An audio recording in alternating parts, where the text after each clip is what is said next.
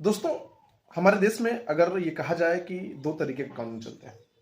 एक देश दो कानून। कानून पहला, वो जो पावरफुल लोग हैं, जो अमीर लोग हैं, उनके लिए अलग कानून। जो गरीब लोग हैं, जो बेसहारा लोग हैं, जिनका कोई जान पहचान नहीं है, उनके लिए अलग कानून। तो ये गलत नहीं है दोस्तों। ऐसा ही मामला 2017 में हुए उन्नाव में जो रेप केस हुआ, उस मामले में आरोपी पाए गए भारतीय जनता पार्टी के उस समय के विधायक रहे कुलदीप सिंह सेंगर को दिल्ली हाईकोर्ट ने जमानत दे दी। जमानत एक रेपिस्ट को मिला जिसके ऊपर यह तय हुआ है, जिसके ऊपर यह आरोप सिद्ध हुआ है, उसने उस 17 वर्षीय बेटी का, उस 17 वर्षीय लड़की का उस समय रेप किया था। उसके बावजूद भी दिल्ली हाईकोर्ट ने उसको उम्र कैद की सजा से जमानत दे दी है। दोस्तों, आपको बता दें 2017 में एक 17 वर्षीय लड़की के साथ रेप का केस हुआ था। उस केस में उस समय भारतीय जनता पार्टी से उन्नाव से विधायक रहे कुलदीप सिंह सेंगर को दोषी पाया गया और उनके ऊपर मुकदमा चला। उसके बाद उनको उम्र कैद की सजा सुनाई। दोस्तों, उस समय उस बेटी का आलम यह रहा, कुलदीप सिंह सेंगर का आतंक यह रहा कि उनके खिलाफ उत्तर प्रदेश पुलिस मुकदमा तक नहीं लिख रही थी। उल्टा उस पीड़िता बच्ची का जो पिताजी थे, उनके खिलाफ मुकदमा लिख करके, उनके खुद ऊपर मुकदमा लिख करके, उनको खुद जेल में डाल करके और उसी पुलिस कस्टडी में उस पीड़िता के पिता को मार दिया गया।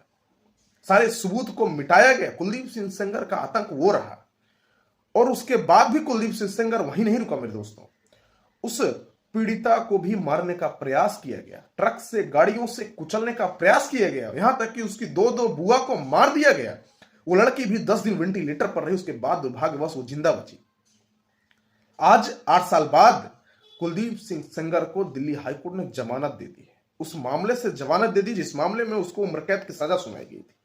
हमारे देश के प्रधानमंत्री आदरणीय नरेंद्र मोदी जी ये कहते हैं कि बेटी बचाओ बेटी पढ़ाओ। दोस्तों, उसको उलट ये सरकार काम कर रही है। बेटी बचाओ बेटी पढ़ाओ की जगह रेपिस्ट बचाओ रेप कराओ कर रही है। क्योंकि भारतीय जनता पार्टी की सारी मशीनियां, सारे नेता, सारे मंत्री कुलदीप सिंह सेंगर के पक्ष में जाकर के बचाने का प्रयास कर रहे हैं।